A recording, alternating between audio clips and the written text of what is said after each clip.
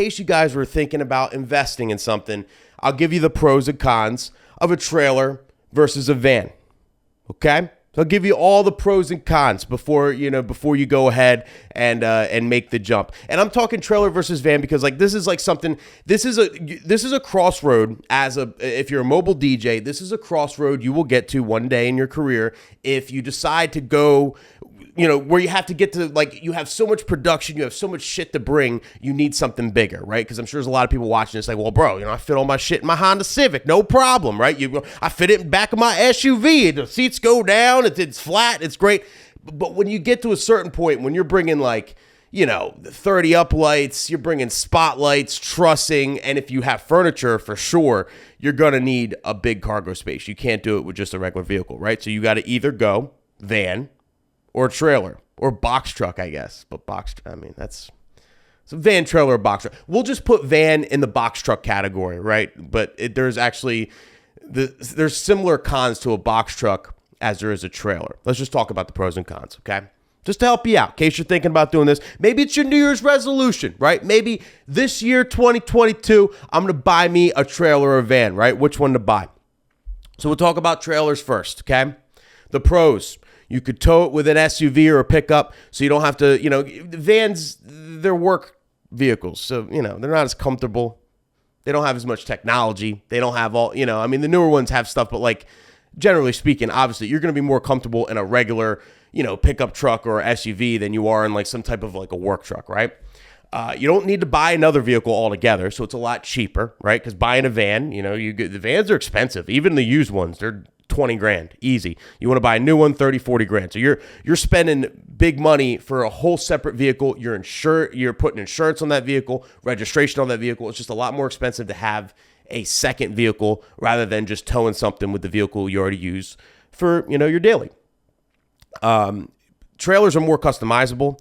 Trailers are all wood. They come all wood on the inside, so you can screw anything to them. You could put E-track in there. You could do that stuff with vans, but vans are tougher because it's all metal inside, so there's only certain ways you can kind of customize it. A lot of it you need and they're smart, right? If you get a Ford whatever van, they want you to buy their accessories. So the best way to customize a Ford whatever van is you got to contact Ford and be like, yo, can I have the shelf that goes here or whatever. You can rig stuff, obviously, but it's hard to customize a van. You got to like vans are like Apple computers. You got to go to Apple to upgrade them, it's the easiest way. You just got to pay Apple and then they'll upgrade them for you. You can't really customize it. Whereas a trailer is like a Windows computer. You could customize the shit out of it. It's just a blank slate. You could paint it. You could put up wallpaper, tile it. You could express yourself. You could do whatever the hell you want. I got shelves built in my nose. I got the E-track going all the way around. There's a couple other little things I'm working on. I'll probably do a tour of my trailer once it's all completed. I want to paint it. I want to do all kinds of cool shit inside, hang posters and shit. So you could do more with a trailer. And so if you're a Windows guy because you like, customizing your computer and you like to have full range and all that and all those Windows arguments people make, well, you would love a trailer way more than a van for those all those reasons. I think it's easier to load in and load out with a trailer.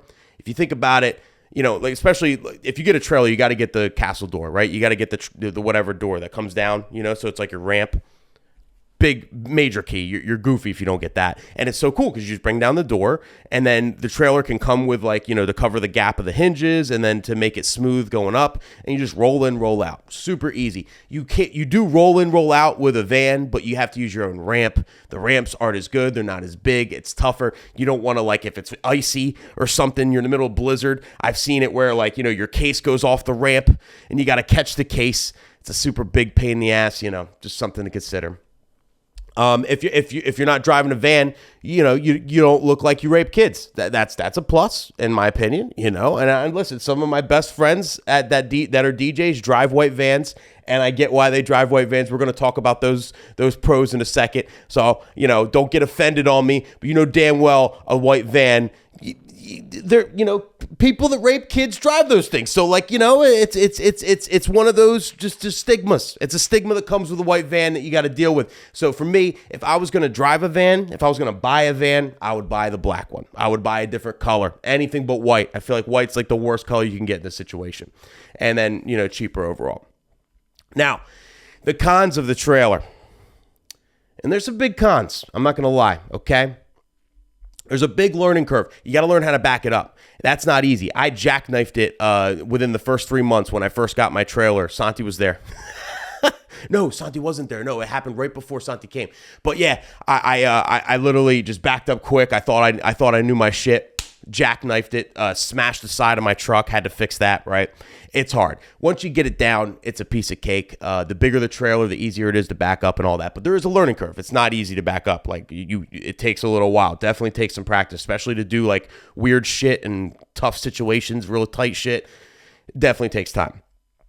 You can't drive on restricted roads with trailers. Trailers are automatically considered a commercial vehicle. A lot of people don't know this, but if you live in a metropolitan area, I mean, at least up here, I don't know about anywhere else, but like in the Northeast, there's a lot of parkways and shit up there where it's going to say no commercial vehicles allowed. It'll have a big sign on it. Excuse me, my bad. I'm coming down from a cold. Anyway. There's like you'll enter a parkway and it'll literally be like a big ass sign saying no commercial vehicles whatsoever. And if you get caught on that road by a cop and you got a trailer or anything they deem that's commercial, which includes a box truck, right? So you would never want a box truck. They'll pull you over. They tow your shit. They literally tow your shit. So let's say you're on the road to a wedding and you happen to go off on the wrong road and you get pulled over. Sorry, I didn't realize I was on this road. Don't matter. They tow your shit. So I don't even know what I would do in that situation. I'd leave all my DJ shit on the side of the road and then like go to Facebook for someone to pick me up. I have no idea what I would do, but that's a nightmare situation. So you have to be very careful how you route, where you're going with a trailer, which road you take, all that. Very, very, very, very careful because especially around New York City in the Northeast, in like even Massachusetts, New Hampshire, like all that. There's all these weird parkways that go through them, and they don't allow any trailers or any commercial vehicles. So that could be a pain in the ass because you got to take like separate routes. You need a huge parking spot, obviously, for the trailer. And then the gas mileage is a thing, too. Because I know now, I tow my trailer with a Dodge Durango. It doesn't get the best gas mileage in general. Like I think it gets like 20 on the highway, 21 maybe if I'm lucky. But with a trailer on the highway, I average, or overall in general, I should say, I average 12 miles to the gallon.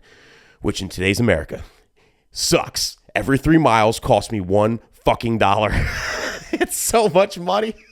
So, but when it comes to gas mileage, you build that into the price. It is what it is. So if I know if something is, however far away, I build it in. I make sure like I'm covered for all that. I just always expect to pay at least $100 in gas when I'm traveling to an event. So I at least have $100 gas and tolls built in there, but it does suck.